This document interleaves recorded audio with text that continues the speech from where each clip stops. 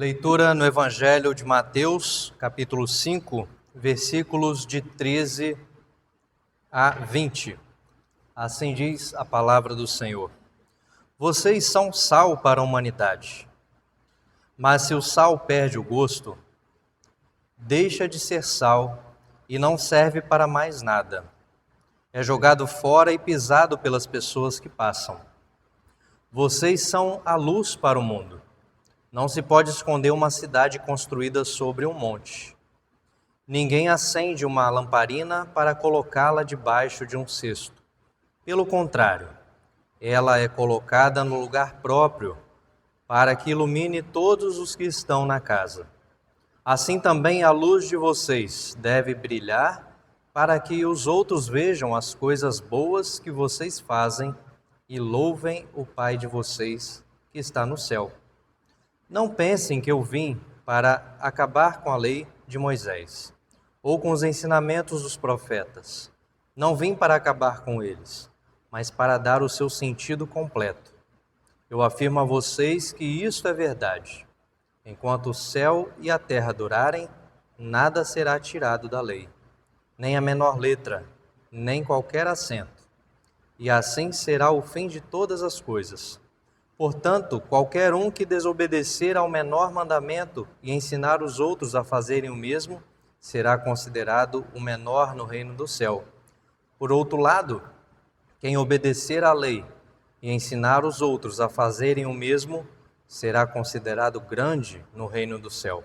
Pois eu afirmo a vocês que só entrarão no reino do céu se forem mais fiéis em fazer a vontade de Deus do que os mestres da lei e os fariseus.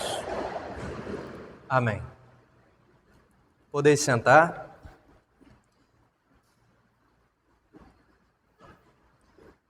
Como nós já sabemos, é uma sequência muito oportuna para a igreja, muito especial, que faz parte do grande Sermão da Montanha ou Sermão do Monte. E por isso que a graça de Deus nos acompanhe na nossa reflexão, que nós possamos aprender com a palavra de Jesus e colocar algo em prática que faça sentido para nossas vidas e para a vida das pessoas na sociedade. Viver no mundo com a saborosa clareza do reino. Jesus, quando fala das bem-aventuranças, fica claro que ele está falando de um mundo cujos alicerces estão invertidos. Os alicerces do mundo estão invertidos. Riqueza acima da vida. Poder acima da justiça. Força acima da misericórdia. É um mundo totalmente invertido. A gente percebe que a nossa sociedade, a nossa realidade repete isso. Antes de preservar a vida, garante riqueza. Antes de haver justiça, que haja poder. E ainda a ideia de ter força, de ser forte, ao invés de ter cuidado com o outro. Então, esses alicerces, todos invertidos desse nosso mundo, da nossa realidade. E Jesus denuncia isso. E ele denuncia também que essa ordem bagunçada, invertida, que não tem nada a ver com o sentido da palavra de Deus, gera e produz sofrimento e produz exclusão. E para além dessa crítica que Jesus faz, que é uma denúncia muito clara de uma realidade que a gente enxerga na nossa vida e na nossa sociedade hoje, essa denúncia que Jesus faz, ela não vem só como denúncia. Essa crítica dele também aponta um caminho a ser percorrido, um caminho concreto. Vocês são o sal da terra, vocês são a luz do mundo. Isso é uma proposta prática do reino de Deus. Isso não é uma proposta do que o reino pode ser. Quando Jesus fala, vocês são o sal da terra, vocês são a luz do mundo, ele está falando de uma realidade que já é existente do reino de Deus. Um reino que foi inaugurado e que pode acontecer na nossa vida, na nossa família, hoje. O sal, para preservar a vida, E a gente precisa entender por que Jesus usa o elemento sal na sua palavra. A função do sal, no tempo de Jesus, é uma função muito semelhante ao que muitos de nós já presenciou na roça, na fazenda, nos tempos antigos, mas ainda existe também, que é de preservar os alimentos. O sal para preservar alimentos. Então, o sal para evitar que as coisas apodrecessem rapidamente. Então, isso já nos ajuda a entender a função do sal, quando Jesus fala do sal na sua fala, na sua proclamação. O significado que a gente tem do sal é: Jesus insiste que somos sal da terra, porque significa que na dimensão do reino, nós, como sal, vamos preservar a vida. Por quê? O sal que preserva o alimento para a nossa vida. Essa ideia de preservação que o sal tem está sendo usada por Jesus para nós assumirmos essa função de preservação da vida. Então, o sal como um preservador da vida. Nós, no reino, como aqueles que preservam a vida, assim como o sal faz. Mas ser sal é resistir à decomposição moral e social que destrói as pessoas e as relações. O que está acontecendo no nosso planeta hoje? Relações sendo destruídas, pessoas usando da moral para não tratar a realidade, pessoas atacando as outras por causa de questões que a gente nem deveria estar tratando, mas por causa da moral, do moralismo, preferem tratar isso do que tratar a fome. Então o sal, ele é esse ingrediente. E Jesus, quando diz que nós somos sal, ele está dizendo: vocês são ingredientes do reino para preservar a vida. E onde o sal atua nesse reino? Preserva a dignidade. Enquanto se normaliza a injustiça, quem é sal da terra preserva a dignidade e luta por essa preservação. Quem é sal não só olha, critica e fala está errado, vai e luta para preservar a vida. Quem é sal não aceita, por exemplo, o tipo de coisa que estão fazendo no Discord, na internet, matando não só cachorrinhos, matando gente também, transmitido ao vivo. Quem é sal não aceita isso e denuncia e luta para que isso não aconteça. Então, preservar a dignidade, não só do ser humano, mas de toda a criação. O sal no reino atua no sentido de acolher e cuidar. Onde o ódio parece natural, reino acolhe e cuida das pessoas. Então hoje a naturalização do ódio está espalhado em tudo onde você vê, qualquer lugar. Mas quem é do reino não tolera o ódio. E mais do que isso, acolhe. Acolhe. Às vezes até sente o ódio que nós somos ensinados a odiar, diariamente. Mas porque é do reino, porque é sal, consegue superar o ódio e acolher. Não é isso? Amar o inimigo. Às vezes a gente cria um ódio por um vizinho, por uma vizinha, por alguém que a gente não gosta, que a gente julga até às vezes com razão. Está errado, isso não está certo. Mas quando é preciso acolher, é aí que o teste do sal vai vir. Também resiste ao mal, confronta a decomposição moral que destrói pessoas e relações. Então hoje a gente percebe que a ideia do amor que constrói amizades e relações saudáveis entre as pessoas está sendo deturpado para que a gente construa relações monetárias, monetizadas, onde você ganha, onde você lucra. Isso é uma forma de desestruturar relações.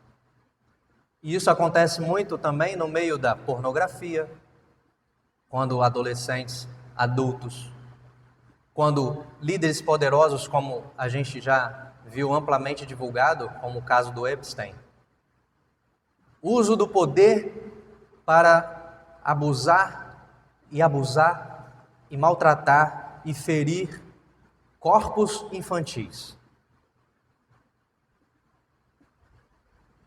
o uso do poder.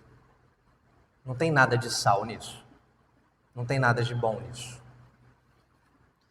Mas Jesus também fala da luz. Então o sal, ele basicamente nos coloca como ingredientes imprescindíveis do reino para preservar a vida. E a luz? Tornar o bem visível.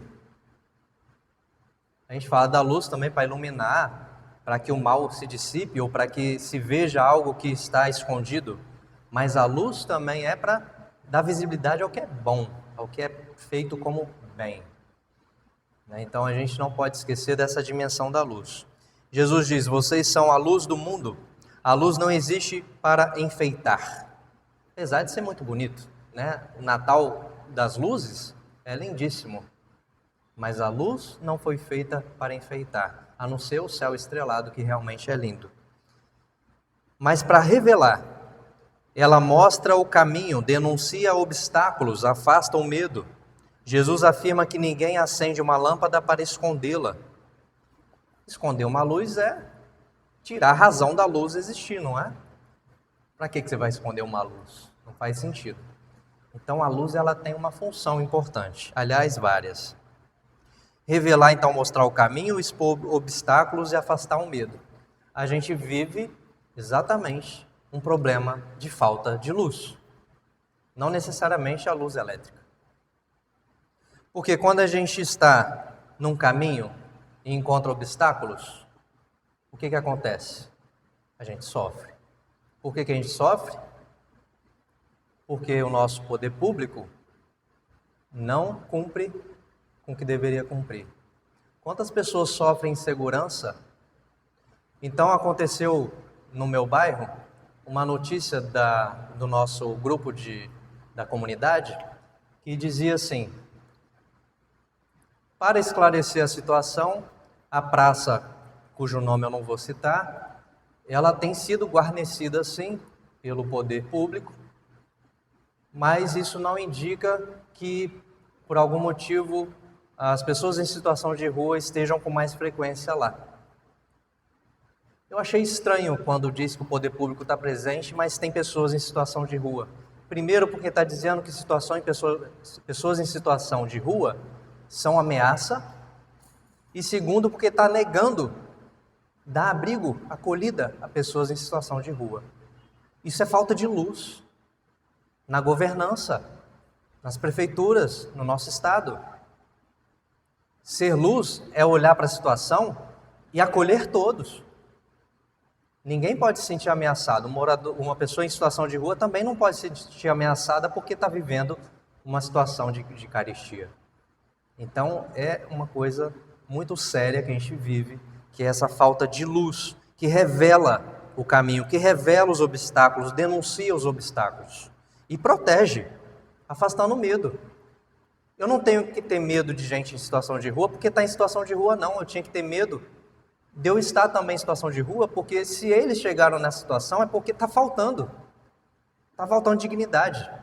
Então essa denúncia tem que ser completa, porque a segurança tem que ser para todos, a dignidade tem que ser para todos. Então a luz tem que tornar o bem visível para todo mundo.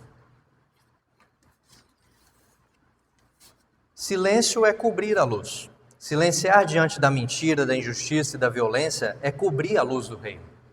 Quando vivemos segundo os ensinamentos de Jesus, o bem deixa de ser invisível. Não é muito bom quando a gente faz o bem e as pessoas veem e isso vai se reproduzindo, escalonando, que é o termo agora que a gente usa mais. Imagina você escalonar o bem ao invés de ter que escalonar um post no Instagram para ter mais curtidas e agora, na verdade, é reter mais gente. Agora o Instagram vai reter mais gente, porque é isso que vai dar dinheiro. Então nós vivemos num mundo onde a gestão da luz é para silenciar. Mas a gente precisa se agarrar ao Evangelho de Jesus Cristo para tornar o bem visível. Reter as pessoas para coisas boas. Né? A igreja tem a missão de reter as pessoas para coisas boas. Isso não é ruim. É um tipo de retenção positiva. Imagina a gente com uma estratégia de retenção de pessoas para coisas boas. Lógico que não é obrigar ninguém a vir à igreja. Estou dizendo que Jesus dá 2 elementos fabulosos para ensinar coisas que mudam a nossa vida: sal e luz. Sal e luz são capazes de mudar completamente a vida das pessoas. Então, as boas obras não servem para exaltar a discípula ou o discípulo, mas para que outros glorifiquem o Pai. A luz do reino não cria holofotes sobre pessoas, ela clareia relações e caminho. Imagina poder ter uma relação clara, onde as pessoas não têm dúvidas, onde elas se respeitam, onde quando não querem estar juntas, isso é fácil de resolver. Não vamos estar juntos, não precisa brigar, não precisa matar, né? Quando a mulher diz não a um namoro que não está dando certo, o que tem acontecido? Ele mata ela. Quando ele também termina, no fim ele mata ela também. Sempre o homem com essa luz apagada. Então essa sociedade onde as pessoas não têm os seus relacionamentos iluminados, é uma sociedade que precisa dessa cura. E sal e luz curam relações e caminhos. E aí então Jesus, nesse seu ensinamento do sal e da luz, ele vai abordar também uma justiça maior. Os mestres da lei e fariseus conheciam as Escrituras profundamente. Tanto é que eram mestres da lei. O mestre é aquele que conhece, que detém um conhecimento que ele pode compartilhar, ele consegue explicar aquele conhecimento. Então os mestres da lei detinham conhecimento sobre a lei e as Escrituras, mas não permitiam que ela gerasse vida, misericórdia, perdão. Imagina, você tem um poder na sua mão que pode gerar vida, gerar misericórdia, ajudar as pessoas, e ao invés disso você silencia, você não lança a luz, não deixa brilhar. O sentido pleno da lei se revela no amor que restaura e no perdão que liberta. Então Jesus, como ele disse, eu não vim para acabar com a lei, eu vim dar o sentido dela. O sentido da lei, em qualquer situação, não pode ser para matar, tem que ser para dar vida. Não pode existir uma lei que o objetivo dela seja matar. Deus não criou a gente para que o nosso objetivo seja matar. O objetivo da criação de Deus é a vida. Jesus afirma então que a justiça do reino deve ser maior. Agradar a Deus é mais importante do que cumprir mandamentos de forma mecânica. A lei diz isso? Cumpre. A lei diz isso? Cumpre. Não, peraí, a lei diz isso, mas será que isso vai ser bom? As pessoas com a iluminação do reino, elas podem discernir para o bem. Não é só se discernir, não é apenas discernir, é discernir para o bem. Então vem uma lógica do reino. O apóstolo Paulo chama isso, essa lógica, de loucura. Deus escolhe o que o mundo despreza e isso confunde os poderosos. Pode ver, começa a reunir os pobres, dar pão, ajudá-los a ter dignidade de casa, a ter acesso à justiça, acesso ao transporte, as coisas que nós temos. Os poderosos vão falar, vocês estão loucos, isso está errado, porque se não tiver pobreza eu não vou ser rico, se vocês partilharem o poder eu não vou ter poder. É isso a loucura que Paulo fala, que Deus, quando prega amor aos pobres, é loucura. Então Deus escolhe o que o mundo despreza. Amar os inimigos, repartir bens, buscar a paz e perdoar dívidas parecem atitudes ingênuas aos olhos do mundo, mas são exatamente esses os novos alicerces do nosso mundo. Um mundo onde a gente traz as pessoas para a vida é um mundo diferente do alicerce que nós temos, que leva para a morte. Então, fundamentos humanos, o poder, orgulho e violência desmoronam diante da voz de Deus. E desmoronam mesmo. Quando a gente leva essa voz de Deus para espalhar na sociedade e luta por isso, os poderes caem. As pessoas começam a viver com dignidade. Fundamentos do reino, Cristo inaugura uma resistência não violenta, firme e transformadora. Então a gente tem um histórico de resistência na IPU e às vezes nos comparam com as resistências armadas, com comunistas, etc. A nossa resistência não tem nada a ver com o comunismo, nada a ver com o partido. A nossa resistência é dos valores do reino, os valores dos alicerces para a vida. Cristo inaugura uma resistência não violenta, então não cabe a nós estar empunhando nada para violentar. Firme e transformadora, ou seja, não desiste e vai até o fim para transformar, para que a vida prevaleça. Caminhando para a nossa conclusão. Participar da reconstrução. Isso é um aspecto do texto do Evangelho de Mateus 5, 13 a 20. Muito importante porque tem a ver com a nossa prática, com colocar em prática o sal e a luz. E esse outro elemento que nós identificamos que a gente está chamando de alicerces. Ser sal, a vida não apodrece. Ser luz, a mentira perde espaço. Novos alicerces, reconstruir o mundo. Ser sal e luz é participar da reconstrução do mundo sobre novos fundamentos. Onde o sal do reino está presente, a vida não apodrece. Onde o sal do reino está presente, a vida não apodrece. E é interessante porque em casa todo mundo já experimentou uma comida que tinha sal demais. Vamos pensar num arroz com muito sal. O gosto é de sal, não é gosto de arroz. Então é fácil da gente entender por que o sal ele é importante, mas a gente tem que saber o como, de que jeito, qual a maneira, qual a prática do sal para que ele cumpra a sua função. Onde a luz do reino brilha, a mentira perde espaço. Não é uma luz que ofusca, não é uma luz que cega, é uma luz que faz a gente ver com clareza tudo, o que é bom e o que é ruim. Não é só o que é ruim, não é só o que é bom e o que é ruim. Para a gente poder discernir, né? Deus nos deu essa capacidade de discernir. Então não percamos o sabor, porque a função do sal na comida é que ele entra na nossa receita e ele dissolve. E a gente, quando entra na nossa prática no mundo, como missão, como missionárias, como missionários, nós também devemos dissolver, nós não podemos aparecer. Nós temos que fazer com que a nossa prática não nos torne famosos, centro das atenções, autores de uma grande coisa. A ideia do sal é essa também. O sal, ele é uma figura que se dissolve, mas está presente, mas se dissolve. Isso é muito importante, porque isso vai fazer diferença nas nossas atitudes.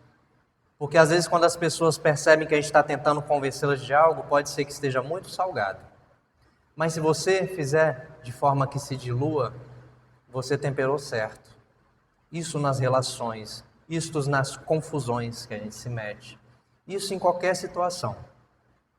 Então não percamos o sabor, não perder o sabor. Manter a essência transformadora do sal do reino em nossas vidas. Não esconder a luz. Deixar que a luz do reino brilhe através de nossas ações. Experimentar o reino. Por meio de nós, o mundo experimente o gosto e a clareza do reino de Deus. Jesus não nos chama a ser extraordinários, mas fiéis. Fiéis em um reino que abala alicerces injustos e inaugura uma nova forma de viver. Amém.